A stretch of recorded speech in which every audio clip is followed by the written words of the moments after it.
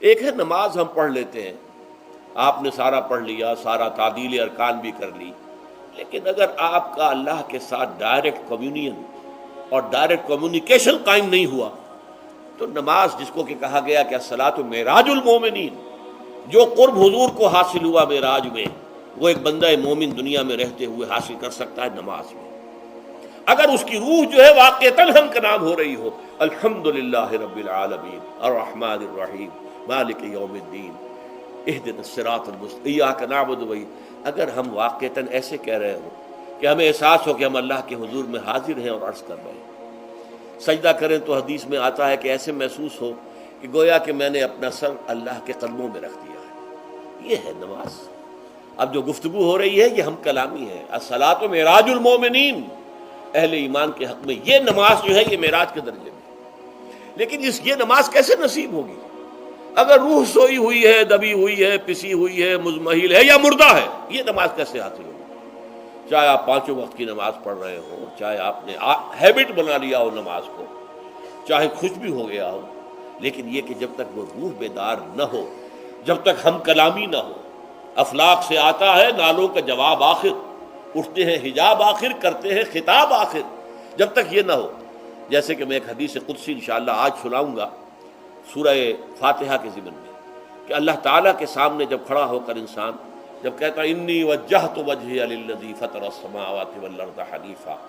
دائیں بائیں سے بالکل اپنا تعلق کاٹ کر میں نے اپنا رخ کر لیا ہے اس اللہ کی طرف جس نے آسمانوں اور زمین کو پیدا کیا۔ اب یہ توجہ وجہ تو اگر یہ تو ہے چہرہ تو ہم نے کر دیا خانہ کعبہ کی طرف، اندر سے ہماری روح متوجہ نہیں ہوئی، وہ سوئی پڑی ہوئی، اسے پتہ ہی کچھ نہیں کہ کیا ہو رہا ہے، تو اس صورت میں وہ کیا ہے؟ ظاہری بات تو پوری ہو گئی، نماز کا ثواب ہو جائے گا، فرض کی ادائیگی کا ثواب مل جائے گا، لیکن وہ اصل نماز تو حاصل نہیں ہوتی۔ یہ ہے وہ بات کہ وَإِذَا سَأَلَكَ عِبَادِي عَنِّي فَإِنِّي قَرِيبٌ، اے نبی جب میرے بندوں کی روحیں بیدار ہو جائیں، توانا ہو جائیں، حیات تازہ سے وہ ہم کنار ہو جائیں، اور پھر وہ میرے بارے میں پوچھیں، وہ میرا تقرب حاصل کرنا چاہتے ہیں، تو آپ سے پوچھیں تو کہیے میں قریب ہوں،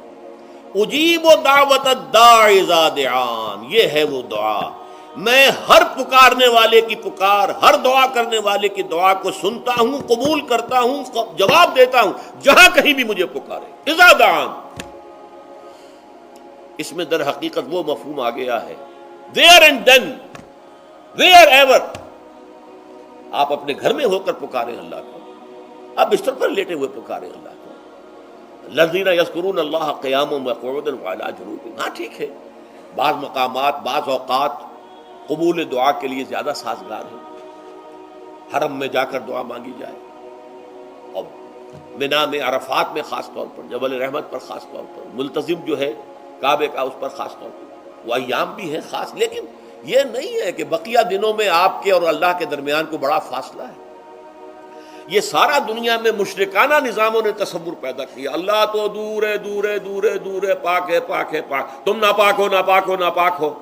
اور تم تو بڑی پستی میں پڑے ہو، تم اللہ سے براہ راست ہم کلام نہیں ہو سکتے۔ کوئی درمیانی چاہیے، کوئی لنکس چاہیے، کوئی پجاری ہوگا، کوئی پروہت ہوگا، کوئی پنڈت ہوگا، کوئی پیر ہوگا، کوئی پادری ہوگا، کوئی پوپ ہوگا، اس کے ذریعے سے تم اللہ سے ہم کلام ہو، خود نہیں۔ اور جب ذریعے بیچ میں آ گئے تو ان کی مٹھی گرم کرو، ان کی چاپلوسی کرو، ان کو بھی جو ہے چادریں چڑھاؤ، ان کو نذرانے پیش کرو۔ یہ ہے بدترین ایکسپلائٹیشن جو مذہب کے ذریعے سے نوع انسانی کی ہوئی ہے۔ یہ دو ایکسپلائٹیشن دنیا میں ہوئی ہے تاریخ انسانی میں، ایک بادشاہوں کی طرف سے خراج دو ہمیں، محنت تم کرو گے کھیت میں، آدھا حصہ ہمارے پاس آئے گا، ہم عیش کریں گے،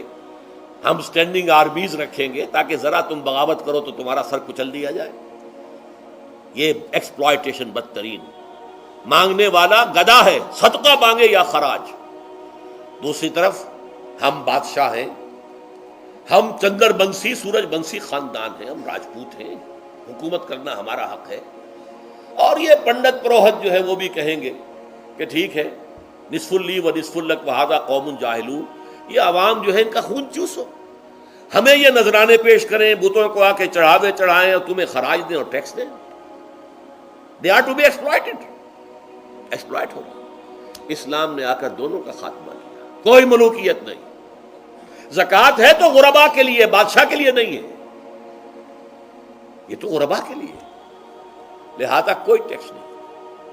نمبر دو، اللہ سے ہم کلام ہونے کے لیے کسی دربان، کسی جو ہے پہرے دار کی مٹھی گرم کرنے کی ضرورت نہیں، جب چاہو ہم کلام ہو جاؤ۔ دل کے آئینے میں ہے تصویر یار، جب ذرا گردن جھکائی دیکھ لی۔ یہ تو تم ہماری طرف متوجہ نہیں ہوتے، ہم تو ہر وقت کہتے ہیں، ہر شب کو آخری لمحات جو ہیں، آخری جو گھنٹے ہیں رات کے، سمائے دنیا تک ہم نزول فرما لیتے ہیں تمہارے لیے، اور پکارنے والا پکارتا ہے، حل من مستغفر فاغفر له، ہے کوئی استغفار کرنے والا کہ میں اسے بخش دوں؟ حل من سائل فاعطیہ،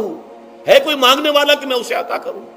تم ہی سوئے رہتے ہو، انٹا غفیر رہتے ہو، تمہیں ہماری طرف توجہ نہیں ہے۔ اگر ہماری طرف متوجہ ہو جاؤ تو جیسے کہ اقبال نے کہا